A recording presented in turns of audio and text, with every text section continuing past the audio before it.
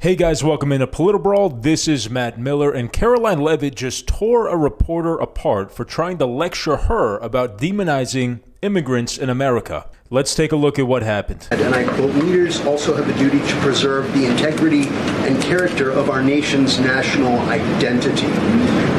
Can you explain what you mean by our nation's national identity and integrity and character, and how would refugees, people coming from war-torn places who are seeking safe haven in America, like many of our forebears in this room, not add to our nation's integrity and character of our national identity? I'll tell you what does not add to our nation's character and integrity is refugees who come here under the alleged plight of asylum and fleeing persecution, and then come to the United States to abuse our system and rip off American taxpayers. And as I pointed out, the New York Times, to their credit, it was about 6 months too late, but they did write about how Somali immigrants in Minnesota have been ripping off American taxpayers. In fact, 86 people have been charged in a rampant and widespread fraud scheme spanning multiple programs in Minnesota. Of those 86, 78 of those people are Somali, 91% of them charged. So far, 59 of those people have been convicted for their roles in fraud plots that have stolen $1 billion from taxpayers. In one scheme, and this is egregious, a nonprofit and its affiliates with these Somali migrants claimed to have fed tens of thousands of American children during the pandemic. They were reimbursed for those meals by taxpayers. However, federal prosecutors found that almost all of those meals were never even delivered to hungry children. In fact, those organizations' leaders spent the money on houses, luxury cars, and real estate in Turkey and Kenya. Another scheme involved hundreds of organizations who were reimbursed for services that were supposed to help people at risk of homelessness. Once again, those services were never provided. All of this has happened under Democrat leadership in a Democrat-run state where these refugees, these migrants are coming to the United States. They are abusing our system. They are draining our resources that should be going to law-abiding, taxpayer-funded, tax-paying Americans. And this president is not going to put up with it anymore. Rachel. Thank you, Karoline. She is absolutely right. These Somali migrants ripped off Minnesota taxpayers to the sum of $1 billion. And they were funneling this money overseas to Somali organizations through American nonprofit programs. This is the most outrageous thing I've heard in a long time. If you're a hardworking Minnesota citizen, you're paying your taxes, maybe you're running a business, you're sacrificing, you're grinding, you're working hard. When you pay your taxes, you want that to go to funding your police department, funding your community programs, funding infrastructure to make your roads and your bridges better, safer, cleaner. You don't want it to be fraudulently taken from you and funneled overseas to a third world country by people who came here that you welcomed in as a guest, and then they decided to screw you and rip you off. It's crazy. And of course, we're not trying to blame the entire Somali community or the entire immigrant community or anything like that. That's what the reporter his initial question was, going down that line, insinuating that. But what it means is we need to do a better job vetting the people who are being allowed in and making sure that they have America's best interest at heart. They want to become Americans, and they don't want to commit crimes like this, ridiculous and absurd crimes like this that screw hardworking Americans. Now, this all happened on Tim Walz's watch, and let's see what he had to say for himself today on NBC. I bet you can guess it was pathetic and disgraceful. This guy he's not respectable whatsoever, and his response was to blame President Trump, of all people.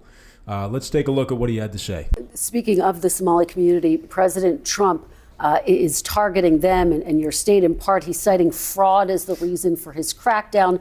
Dozens of people of East African descent have been charged, convicted, and sentenced for stealing more than $1 billion in taxpayer money from government programs during COVID.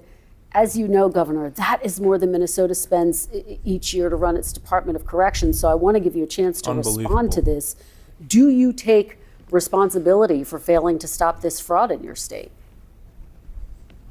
Well, certainly I take responsibility for putting people in jail. Governors don't get to just talk theoretically. We have to solve problems. And I will note, it's not just Somalis. Minnesota is a generous state. Minnesota is a prosperous state, a well-run state. We're AAA bond rated, but that attracts criminals. Those people are going to jail. We're doing everything we can. But to demonize an entire community on the actions of a few, it's lazy. And as you heard Senator Kelly say, this president has cut a lot of inspector generals. He's cut programs that could help us tackle this on. So we'll take it on. We'll put folks in jail. I don't care what your nationality is. I don't care what your religion is, your color. If you're committing crimes, these are programs that were meant to serve students with autism, to housing, and to making sure people had enough to eat. There's a reason Minnesota ranks as the top.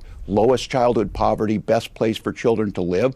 People are taking advantage of that, they're going to prison. That is totally disconnected with demonizing an entire group of people who came here fleeing civil war and created a vibrant community that makes Minnesota and this country better. But that's Donald Trump. Deflect, demonize, come up with no solutions. He's not going to help fix anything on fraud. My God, there's a big difference between fraud and corruption is something he knows about. What a joke this guy is. Deflecting to Donald Trump. They're not demonizing the Somali community. They're demonizing you, Governor Walz. You let this happen. It is true to say that these people that we let in, we welcomed in, we were hospitable to them, we let them into America. They decided to rip us off. This group of people, this group of Somalians did. And then we just saw last week somebody who we also welcomed into our country decided to shoot 2 National Guardsmen in Washington, D.C. So I guess what the administration is saying, what I agree with, is that we need to do a better job, and we have done a piss-poor job over the last 4 years while Biden was president, vetting people coming into this country. Because we see time and time again that these nefarious actors, these people who don't have America's best interest at heart, who come here to do terrible things, have arrived in this country through our wide open border that we had for the last 4 years, and they're ripping Americans off, they're harming Americans. We need to make sure that we're vetting people appropriately and letting in, I want to welcome in many immigrants from all different backgrounds. Let's make sure that they're hardworking, pro-American people that actually want to do good here and do right by their country. They want to become patriots. They love America, not that they're funneling billions of your tax dollars back home to Somalia. This is the bombshell report that Karoline Leavitt was talking about in the New York Times, revealing this massive fraud scam. We have how fraud swamped Minnesota's social service system on Tim Walz's watch. Prosecutors say members of the Somali diaspora, a group with growing political power, were largely responsible. President Trump has drawn national attention to the scandal amid his crackdown on immigration. The fraud scandal that rattled Minnesota was staggering in its scale and brazenness. Federal prosecutors charged dozens of people with felonies, accusing them of stealing hundreds of millions of dollars from a government program meant to keep children fed during the COVID-19 pandemic. At first, many in the state saw the case as a one-off abuse during a health emergency, but as new schemes targeting the state's generous safety net programs came to light, state and federal officials began to grapple with a jarring reality. Over the last 5 years, law enforcement officials say fraud took root in pockets of Minnesota's Somali diaspora as scores of individuals made small fortunes by setting up companies that billed state agencies for millions of dollars worth of social services that were never provided. This is horrendous. Minnesotans need to wake up and start electing people who actually have their best interests at heart. Federal prosecutors say that 59 people have been convicted in these schemes so far, and that more than $1 billion in taxpayer dollars has been stolen in 3 plots they are investigating. That is more than Minnesota spends annually to run its Department of Corrections. Oh my gosh. This is absurd. Minnesota's fraud scandal stood out even in the context of rampant theft during the pandemic, when Americans stole tens of billions through unemployment benefits, business loans, and other forms of aid, according to federal auditors. Well, there you have it. I hope that somebody learns their lesson from this, and there's lessons to be learned here on immigration, how we're vetting the people who we're letting into this country. Maybe it's not a great idea to just open the border and open our cities as sanctuary cities to anybody and everybody whose primary allegiance might not be to America or their state but they actually might have nefarious goals and intentions, and they might have a stronger allegiance to their whatever country they came from back home. We do not want people like that in this country.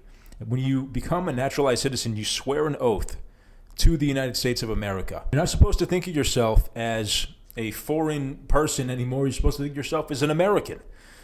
So these people, even if they were legal immigrants that did this, clearly were lying when they took that oath and they committed these kinds of fraudulent crimes. But I want to hear what you guys think in the comments. What do you think is going to happen next with this whole Minnesota scandal? And what do you think the implications are for people like Tim Walz, who should be taking responsibility for this and possibly maybe face some sort of prosecution or other penalties? At least they need to vote him out. That's for damn sure. Let me know what you guys thought of the video in the comments. If you liked the video, please leave a like and subscribe to the channel. Ring the notification bell so you guys get notified when we post brand new videos here on Political News. Thank you so much for watching, and I'll see you next time.